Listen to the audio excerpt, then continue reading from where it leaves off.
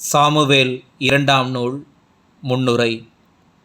1 Samuel என்னும் நூலின் தொடர்ச்சியான 2 சாமுவேல் அரசர் தாவீதின் ஆட்சி வரலாற்றை கூறுகிறது. முதல் 4 அதிகாரங்கள் தெற்கே யூதாவின் மேல் அவர் ஆட்சி புரிந்ததையும், பின்னைய அதிகாரங்கள் வடபகுதியான இஸ்ரேல் உட்பட நாடு முழுவதன் மேலும் அவர் ஆட்சி புரிந்ததையும் விரித்துரைக்கின்றன. தாவீது தம் அரசை விரிவுபடுத்தவும், தம் நிலையை உறுதிப்படுத்தவும், நாட்டிலுள்ள எதிரிகளோடும் வேற்றரசர்களோடும் போராடியதை இந்நூல் படம் பிடித்து காட்டுகிறது. தாவீது ஆண்டவரிடம் ஆழ்ந்த நம்பிக்கை கொண்டிருந்ததோடு தம் மக்களின் முழு நம்பிக்கையையும் பெற்றிருந்தார். இருப்பினும் சில நேரங்களில் தம் தவறான நோக்கங்களை நிறைவேற்றிக் கொள்வதற்காக எந்த பாவத்தையும் செய்ய தயங்காதவராய் இருந்திருக்கிறார். ஆயினும் அவருடைய பாவங்களை இறைவாக்கினர் நாத்தான் அவருக்கு சுட்டி காட்டிய போது அவர் அவற்றை அறிக்கையிட்டு கடவுள் அளித்த தண்டனையை ஏற்றுக்கொள்ளவும் செய்தார். தாவீதின் வாழ்க்கையும் அவர்தம் வெற்றிகளும் இஸ்ரேல் மக்களின் மனதில் ஆழமாய் பதிந்துவிட்டன. எனவேதான் பிற்காலத்தில் நாடு தொல்லைக்கு உட்பட்ட நேரங்களில் அவரை போல் தங்களுக்காக போராடக்கூடிய தாவீதின் மகன் தங்களுக்கு அரசராய் மீண்டும் வர வேண்டுமென்று அவர்கள் மிகவும் எதிர்பார்த்தனர். சாமுவேல் இரண்டாம் நூல் அதிகாரம் 1. சவுலின் இறப்பை தாவீது அறிதல். சவுல் இறந்தபின் அமலேக்கியரை தோற்கடித்து திரும்புகையில் தாவீது சிக்லாகில் 2 நாள்கள் தங்கினார். 3ஆம் நாள் சவுலின் பாசறை நின்று கிழிந்த ஆடைகளோடும் புழுதி படிந்த தலையோடும் ஒருவன் வந்தான். அவன் தாவீதிடம் வந்ததும் தரையில் வீழ்ந்து வணங்கினான். நீ எங்கிருந்து வருகிறாய் என்று தாவீது அவனை வினவ, நான் இஸ்ரேல் பாசறை நின்று தப்பி வந்துவிட்டேன் என்று அவன் பதில் கூறினான். என்ன நடந்தது, என்னிடம் சொல் என்று தாவீது கேட்க, அவன், வீரர்கள் போரினின்று ஓடிவிட்டார்கள், அவர்களுள் பலர் வீழ்ந்து மடிந்துவிட்டனர், சவுலும் அவருடைய மகன் யோனாத்தானும் இறந்துவிட்டனர் என்று கூறினான். சவுலும் அவருடைய மகன் யோனாத்தானும் இறந்துவிட்டனர் என்று உனக்கு எப்படி தெரியும் என்று தாவீது தன்னிடம் பேசிக்கொண்டிருந்த இளைஞனிடம் கேட்டார். அதற்கு அந்த இளைஞன், நான் தற்செயலாக கில்போவா மலையில் இருந்தேன். சவுல் தன் ஈட்டியின் மீது சாய்ந்து கொண்டிருந்தார். அப்போது தேர்களும் குதிரை வீரர்களும் அவரை நெருங்கிக் கொண்டிருந்தார்கள். அவர் தம் பின்னால் திரும்பிய போது என்னை பார்த்து கூப்பிட்டார். இதோ அடியேன் என்று நான் கூறினேன். யார் நீ என்று அவர் என்னை வினவ, நான் ஓர் அமலேக்கியன் என்று பதிலளித்தேன். என் மீது நின்று என்னை கொல், ஏனெனில் மரண வேதனையில் நான் சிக்கியுள்ளேன். ஆனால் என் உயிர் இன்னும் ஊசலாடி கொண்டிருக்கிறது என்று அவர் என்னிடம் கூறினார். நான் அவர் மீது நின்று அவரை கொன்றேன். ஏனெனில் விழுந்த பின் அவர் உயிர் பிழைக்க மாட்டார் என நான் அறிந்திருந்தேன். அவரது தலையில் இருந்த மகுடத்தையும் கையில் இருந்த காப்பையும் எடுத்துக்கொண்டு என் தலைவராகிய உம்மிடம் கொண்டு வந்துள்ளேன் என்று கூறினான். தாவீது தம் ஆடைகளை கிழித்து கொண்டார். அவரோடு இருந்தவர்களும் அவ்வாறே செய்தார்கள். அவர்கள் சவுலும் அவருடைய மகன் யோனாத்தானும் ஆண்டவரின் மக்களும் இஸ்ரேல் வீட்டாரும் வாளால் மடிந்து விட்டார்கள் என்பதால் அவர்களுக்காக அழுது புலம்பி நோன்பு இருந்தார்கள். தாவீது தமக்கு செய்தி கொண்டு வந்த இளைஞனிடம், நீ எங்கிருந்து வருகிறாய் என்று மீண்டும் வினவ, நான் ஒரு வேற்றினத்தான், அமலேக்கியன் என்று அவன் மறுமொழி கூறினான். ஆண்டவரால் திருப்பொழிவு செய்யப்பட்டவரை கையோங்கி கொலை செய்ய நீ அஞ்சாதது ஏன் என்று தாவீது அவனை கேட்டார். பின்பு தாவீது இளைஞன் ஒருவனை கூப்பிட்டு, போ, அவனை வெட்டு என்றார். அந்த இளைஞன் அவனை வெட்டி வீழ்த்த அவன் இறந்தான். உன் இரத்தம் உன் தலைமேல் இருக்கட்டும், ஏனெனில் ஆண்டவரால் திருப்பொழிவு செய்யப்பட்டவரை நான் கொன்றேன் என்று உன் வாயே உனக்கு எதிராக சான்று சொல்லிவிட்டது என்று தாவீது அவனை நோக்கி கூறினார். சவுல், யோனாத்தான் ஆகியோருக்காக தாவீதின் துயரம். பிறகு தாவீது சவுலையும் அவருடைய மகன் யோனாத்தானையும் குறித்து இரங்கற்பா ஒன்று பாடினார். யூதாவின் மக்களுக்கும் இது கற்பிக்கப்பட வேண்டும் என்று யாசாரின் நூலில் எழுதப்பட்டுள்ள வில்லின் பாடல் இதுவே. இஸ்ரவேலே, உனது மாட்சி உன் மலைகளிலே மாண்டு கிடக்கின்றது. மாவீரர் எவ்வாறு மடிந்தனர்! காத்தில் இதை சொல்ல வேண்டாம். அஸ்கலோன் வீதிகளில் இதை அறிவிக்க வேண்டாம். ஏனெனில் பெலிஸ்தியரின் புதல்வியர் அகமகிழக்கூடாது, விருத்த சேதனமற்றோரின் புதல்வியர் ஆர்ப்பரிக்கக்கூடாது. கில்போவா மலைகளே, பனியோ மழையோ உம்மீது பொழியாதிருப்பதாக. வயல்கள் முதற்கனிகளை தராதிருப்பனவாக. ஏனெனில் வீரர்களின் கேடயங்கள் தீட்டுப்பட்டனவே. சவுலின் கேடயமும் எண்ணெயால் இனி மெருகு பெறாதே. வீழ்த்தப்பட்டோரின் இரத்தத்தினின்றும் வீரர்களின் கொழுப்பினின்றும் யோனாத்தானின் அம்பு பின்வாங்கியது இல்லை. சவுலின் வாள் வெறுமையாய் திரும்பியதும் இல்லை. சவுலும் யோனாத்தானும் அன்புடையார், அருளுடையார். வாழ்விலும் சாவிலும் இணை பிரியார். கழுகினும் அவர்கள் விரைந்து செல்வார்கள், அரியினும் அவர்கள் வலிமை மிக்கவர்கள். இஸ்ரவேல் புதல்வியரே, சவுலுக்காக அழுங்கள். செந்நிற மென்துகிலால் உங்களை உடுத்தியவர் அவரே. பொன்னின் நகைகளினால் உம் உடைகளை ஒளிரச் செய்தாரே. போர் முனையில் வீரர் எங்கனம் வீழ்ந்து பட்டனர். உன் மலைகளிலே யோனாத்தான் மாண்டு கிடக்கின்றான். சகோதரன் யோனாத்தான், உனக்காக எனது உளம் உடைந்து போனது. எனக்கு உவகை அளித்தவன் நீ. என் மீது நீ பொழிந்த பேரன்பை என்னென்பேன்? அது மகளிரின் காதலையும் மிஞ்சியது அன்றோ? மாவீரர் எவ்வாறு மடிந்தனர்! போர்க்கலன்கள் எங்கனம் அழிந்தன! சாமுவேல் 2ஆம் நூல், அதிகாரம் 2. தாவீது யூதாவின் அரசராதல். இதன்பின் தாவீது, நான் யூதாவின் நகர்களில் ஏதேனும் ஒன்றிற்கு செல்லட்டுமா என்று ஆண்டவரிடம் கேட்டார். செல் என்றார் ஆண்டவர். எங்கு செல்லலாம் என்று மீண்டும் தாவீது வினவ, எபிரோனுக்கு என்று ஆண்டவர் பதிலளித்தார். ஆகவே தாவீது தம் இரு மனைவியரான இஸ்ரேலை சார்ந்த அகினோவாமுடனும் கர்மேலை சார்ந்த நாப்பாலின் கைம்பெண்ணான அபிகாயுடனும் அங்கு சென்றார். தம்மோடு இருந்த ஆள்களையும் அவர்களின் குடும்பத்தினரோடு தாவீது அங்கே கூட்டி வந்தார். அவர்கள் எபிரோன் நகர்களில் குடியேறினார்கள். யூதாவின் மக்கள் வந்து தங்கள் குலத்தின் அரசராக தாவீதை திருப்பொழிவு செய்தார்கள். யாபேசு கிளையாதின் ஆள்கள்தாம் சவுலை அடக்கம் செய்தார்கள் என்று அவர்கள் தாவீதிடம் கூறினார்கள். யாபேசு கிளையாதின் ஆள்களுக்கு தாவீது தூதனுப்பி, நீங்கள் உங்கள் தலைவர் சவுல் மீது அன்பு காட்டி அவரை அடக்கம் செய்தீர்கள். ஆண்டவரின் ஆசி பெறுவீர்களாக. ஆண்டவர் உங்களுக்கு நிலையான அன்பும் அமைதியும் காட்டுவாராக. நீங்கள் இவ்வாறு செய்ததால் நானும் உங்களுக்கு நன்மை செய்வேன். வலிமை பெற்று வீரர்களாக திகழுங்கள். உங்கள் தலைவர் சவுல் இறந்துவிட்டார். எனினும் யூதா குலத்தார் தங்கள் அரசராக என்னை திருப்பொழிவு செய்துள்ளனர் என்று கூறினார். இஸ்போசேத்தை இஸ்ரேலின் அரசராய் ஏற்படுத்துதல்.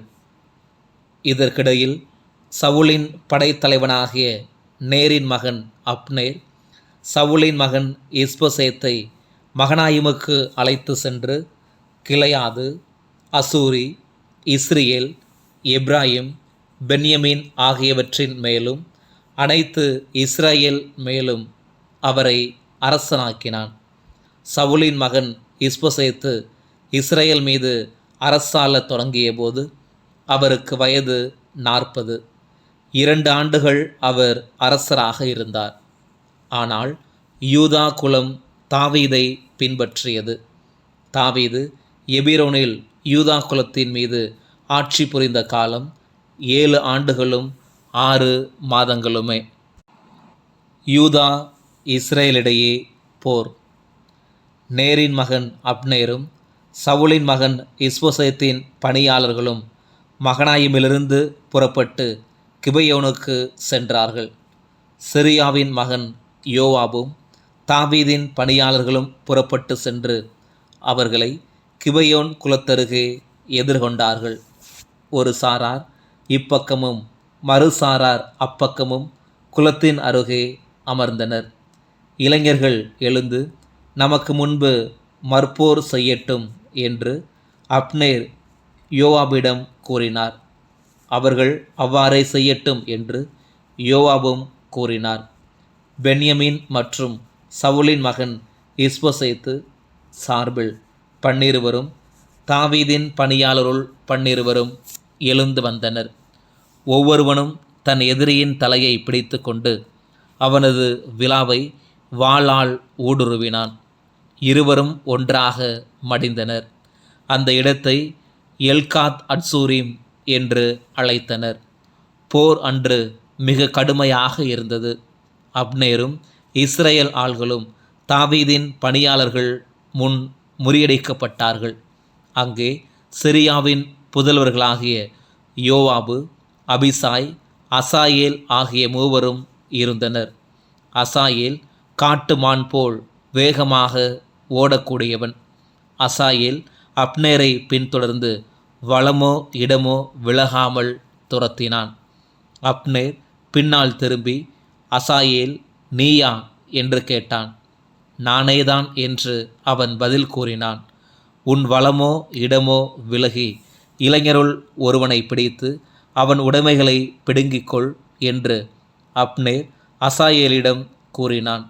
ஆனால் அசாயேலுக்கு அவனை பின்தொடர்வதிலிருந்து விலகிவிட மனம் இல்லை. என்னை பின்தொடர்வதிலிருந்து விலகிவிடு. நான் ஏன் உன்னை குத்தி வீழ்த்த வேண்டும்?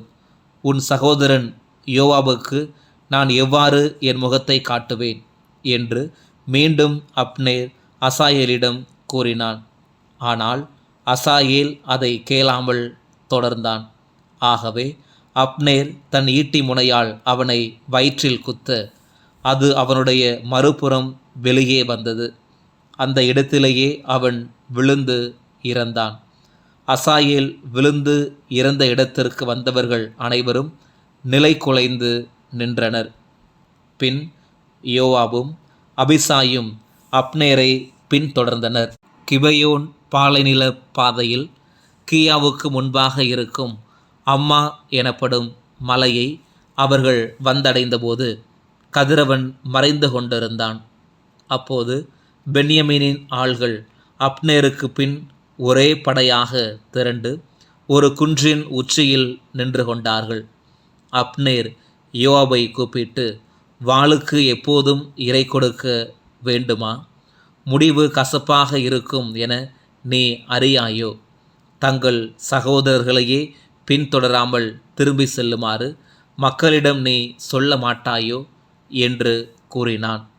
அதற்கு யோவாபு, வாழும் கடவுள் மேல் ஆணை, நீ பேசாதிருந்தால் காலையிலேயே தங்கள் சகோதரர்களை பின்தொடராமல் மக்கள் விலகியிருப்பார்கள் என்று கூறி எக்காலம் ஊதினார். அனைத்து மக்களும் நின்றார்கள். அதற்கு மேல் அவர்கள் இஸ்ரேலை பின்தொடரவில்லை, போரிடவும் இல்லை. அப்னேரும் அவனுடைய ஆள்களும் இரவு முழுவதும் பயணம் செய்து அரபா வழியாக யோர்தானை கடந்தார்கள். தொடர்ந்து பிக்ரோன் முழுவதும் பயணம் செய்து மகனாயீமை அடைந்தார்கள். யோவாபு அப்னேரை பின்தொடர்வது நின்று திரும்பிய பின் தம் ஆள்கள் அனைவரையும் ஒன்று திரட்டினார். அசாயேல் நீங்களாக தாவீதின் பணியாளருள் 19 பேரை காணவில்லை. தாவீதின் பணியாளர்களோ அப்னேரின் ஆள்களான 360 பென்யமீனரை கொன்றிருந்தார்கள். அவர்கள் அசாயேலின் சடலத்தை தூக்கி வந்து பெத்லஹேமில் இருந்த அவருடைய தந்தையின் கல்லறையில் அடக்கம் செய்தார்கள். யோவாபும் அவருடைய ஆள்களும் இரவு முழுவதும் பயணம் செய்து பொழுது புலர்ந்ததும் எபிரோனை அடைந்தார்கள். சாமுவேல் 2ஆம் நூல் அதிகாரம் 3. சவுலின் வீட்டாருக்கும் தாவீதின் வீட்டாருக்கும் இடையே ஒரு நீண்ட போர் ஏற்பட்டது. தாவீது தொடர்ந்து வலிமை பெற்றார். சவுலின் வீட்டாரோ தொடர்ந்து வலிமை இழந்தனர். தாவீதின் மக்கள். எபிரோனில் தாவீதுக்கு புதல்வர்கள் பிறந்தார்கள். இஸ்ரேலை சார்ந்த அகினோவாமுக்கு பிறந்த அம்னோன் அவர்தம் தலைமகன். கர்மேலை சார்ந்த நாபாலின் கைம்பெண்ணான அபிகாயிலுக்கு பிறந்த கிளையாபு அவர்தம் 2ஆம் மகன். கெசூர் மன்னனான தல்மாயின் மகள் மாக்காவுக்கு பிறந்த அப்சலோம் அவர்தம் 3ஆம் மகன். அகீதுக்கு பிறந்த அதோனியா 4ஆம் மகன். அபித்தாளுக்கு பிறந்த செபத்தியா 5ஆம் மகன். தாவீதின் மனைவி எக்லாவுக்கு பிறந்த இத்ராயாம் 6ஆம் மகன். இவர்கள் தாவீதுக்கு எபிரோனில் பிறந்தவர்கள். அப்னேர் தாவீதுடன் சேர்ந்து கொள்ளுதல். சவுலின் வீட்டாருக்கும் தாவீதின் வீட்டாருக்கும் இடையே பூசல் நிலவிய போது சவுலின் வீட்டில் அப்னேர் தன்னையே வலுப்படுத்தி கொண்டான். ஐயா என்பவனின் மகளான இரிஸ்பா சவுலின் வைப்பாட்டியாக இருந்தவள். இஸ்போசேத்து அப்னேரை நோக்கி, என் தந்தையின் வைப்பாட்டியோடு நீ ஏன் உறவு கொண்டாய் என்று கேட்டார். இஸ்போசேத்தின் கேள்வி அப்னேருக்கு கடுஞ்சினத்தை ஏற்படுத்தியது. அப்போது அப்னேர், நான் என்ன யூதாவுக்கு வாலாட்டும் நாயா? உன் தந்தையாம் சவுலின் வீட்டாருக்கும் அவருடைய சகோதரர்கள் நண்பர்களுக்கும் இன்று நான் உண்மையுள்ளவனாய் இருக்கிறேன். தாவீதின் கைகளில் உன்னை நான் ஒப்படைக்கவில்லை. நீயோ இன்று என் மீது ஒரு பெண்ணை குறித்து குற்றம் சாட்டுகிறாய். தாவீதுக்கு கடவுள் ஆணையிட்டு கூறியவாறே சவுலின் வீட்டிலிருந்து அரசை நான் மாற்ற செய்து தானிலிருந்து பெயர்சபா வரை இஸ்ரேல் மீதும் யூதா மீதும் தாவீதின் அரியணையை நிறுவவில்லை என்றால் கடவுள் அப்னேருக்கு உரிய கொடுமையான தண்டனையை அளிப்பாராக என்று கூறினான். இஸ்போசேத்து அப்னேருக்கு அஞ்சியதால் மறுமொழி ஏதும் பேசவில்லை. பிறகு அப்னேர் தன் சார்பாக தாவீதிடம் தூதனுப்பி, நாடு யாருடையது? என்னோடு உடன்படிக்கை செய்து கொள்ளும். அனைத்து இஸ்ரேலையும் உம்மிடம் கொண்டு வர எனது கை உம்மோடு இருக்கும் என்று கூறினான். தாவீது, நல்லது, நான் உன்னோடு உடன்படிக்கை செய்து கொள்கிறேன். ஆனால் உன்னிடமிருந்து நான் ஒன்றை கேட்கிறேன். அதாவது, நீ என் முன் வரும்போது சவுலின் மகள் மீகாலை கொண்டு வர வேண்டும். இல்லையெனில் என் முகத்தில் விழிக்காதே என்று மறுமொழி கூறினார். அதற்கு பின் தாவீது சவுலின் மகன் இஸ்போசேத்திடம் தூதனுப்பி, பெலிஸ்தியர் 100 பேரின் நுனித்தோலை ஈடாக கொடுத்து, நான் மணந்த என் மனைவி மீகாலை எனக்கு கொடு என்று கேட்டார். இஸ்போசேத்து ஆள் அனுப்பி அவளை லாயிசின் மகனாகிய பல்தியேல் என்னும் அவனுடைய கணவனிடமிருந்து கொண்டு வர செய்தான். அவளுடைய கணவனோ அழுது கொண்டே அவளை தொடர்ந்து பாசூரிம் வரை சென்றான். அங்கே அப்னேர் அவனிடம் திரும்பி செல் என்றான். அவனும் திரும்பி சென்றான். அப்னேர் இஸ்ரேலின் பெரியோர்களிடம், தாவீது உங்கள் மீது ஆட்சி செய்ய வேண்டுமென்று கடந்த சில நாள்களாக நீங்கள் விரும்பிக் கொண்டிருந்தீர்கள். இப்பொழுது அதை நிலைநாட்டுங்கள். ஏனெனில் ஆண்டவர் தாவீதிடம், என் ஊழியன் தாவீதின் கையால் என் மக்கள் இஸ்ரேலை பெலிஸ்தியரிடமிருந்தும் அவர்களின் அனைத்து எதிரிகளிடமிருந்தும் நான் காப்பாற்றுவேன் என்று கூறியுள்ளார் என்று சொன்னார். அப்னேர் பென்யமீன் மக்களோடு தனியாக பேசிய பின் எபிரோனுக்கு சென்று இஸ்ரவேலுக்கும் பென்யமின் வீட்டாருக்கும் நல்லதெனப்பட்ட அனைத்தையும் தாவீதிடம் எடுத்து கூறினான். அப்னேர் 20 ஆள்களோடு தாவீதை காண எபிரோனுக்கு வந்தான். அப்னேருக்கும் அவனோடு இருந்த ஆள்களுக்கும் தாவீது விருந்து படைத்தார். பிறகு அப்னேர் தாவீதிடம், நான் எழுந்து சென்று அரசரும் என் தலைவருமாகிய உமக்கு முன் அனைத்து இஸ்ரவேலையும் ஒன்று திரட்டி வருகிறேன். அவர்கள் உம்மோடு உடன்படிக்கை செய்து கொள்ளட்டும். நீரும் உம் விருப்பப்படி ஆட்சி புரியலாம் என்று கூறினான். தாவீது அப்னேரை வழியனுப்ப அவனும் சமாதானத்துடன் சென்றான். அப்னேர் கொலை செய்யப்படுதல். அப்போது தாவீதின் பணியாளர்களும் யோவாபும் கொள்ளையடித்து திரும்பினார்கள். மிகுதியான கொள்ளை பொருள்களை தங்களோடு கொண்டு வந்திருந்தார்கள். அச்சமயம் அப்னேர் தாவீதோடு எபிரோனில் இல்லை. ஏனெனில் ஏற்கனவே அவன் வழியனுப்பப்பட்டு சமாதானத்துடன் சென்று விட்டான். யோவாபும் அவரோடு இருந்த படை வீரர் அனைவரும் வந்தபொழுது நேரின் மகன் அப்னேர் தாவீதிடம் வந்தான். அவர் அவனை வழியனுப்ப அவனும் சமாதானத்துடன் சென்று விட்டான் என்று யோவாபிடம் கூறப்பட்டது. யோவாபு அரசனிடம் சென்று, நீர் என்ன காரியம் செய்தீர்? அப்னேர் உம்மிடம் வந்தான் அன்றோ? நீர் ஏன் அவனை போகவிட்டீர்? அவனும் சென்று விட்டானே. நேரின் மகன் அப்னேரை உமக்கு தெரியும். உமது போக்குவரத்தையும் நீர் செய்வது அனைத்தையும் அறிந்து கொண்டு உம்மை ஏமாற்றவே அவன் வந்தான் என்றார். யோவாபு தாவீதை விட்டு சென்று அப்னேரின் பின்னால் தூதர்களை அனுப்பினார். அவர்கள் அவனை சீராவின் ஊற்றுநீரர்களிலிருந்து திருப்பி அழைத்து வந்தார்கள். தாவீதுக்கோ இது தெரியாது. அப்னேர் எபிரோனுக்கு திரும்பி வந்ததும் யோவாபு அவனோடு தனிமையில் பேசுவதற்கென ஒதுக்கமாக அவனை வாயில் மையத்திற்கு அழைத்து சென்றார். அவர் தம் சகோதரன் அசாயேலின் இரத்தத்திற்காக பழிவாங்கும் பொருட்டு அங்கே அவனை வயிற்றில் குத்த அவனும் இறந்தான். பிறகு தாவீது இதை கேள்வியுற்றபோது, நேரின் மகன் அப்னேரின் இரத்தத்தின் மட்டில் நானும் எனது அரசும் ஆண்டவர் முன்பு என்றென்றும் குற்றமற்றவர்கள். யோவாபின் தலை மீதும் அவன் தந்தையின் வீட்டார் மீதும் அது விழட்டும். இரத்த கசிவு உடையவனோ, தொழு நோயாளியோ, கோல் உதவியின்றி நடக்க இயலாதவனோ, வாளால் மடிபவனோ, உணவின்றி தவிப்பவனோ யோவாபின் குடும்பத்தில் இல்லாமல் போக மாட்டான் என்றார். தங்கள் சகோதரன் அசாயேலை கிபெயோனில் நடந்த போரில் அப்னேர் கொன்றதற்காக யோவாபும் அவருடைய சகோதரன் அபிசாயும் அவனை கொன்றனர். அப்னேர் அடக்கம் செய்யப்படுதல். உங்கள் உடைகளை கிழித்து கொள்ளுங்கள், சாக்கு உடைகளை அணியுங்கள், அப்னேருக்காக புலம்புங்கள் என்று தாவீது யோவாபுக்கும் அவரோடு இருந்த அனைத்து மக்களுக்கும் கட்டளையிட்டார். பாடையின் பின்னால் அரசர் தாவீதும் நடந்து சென்றார்.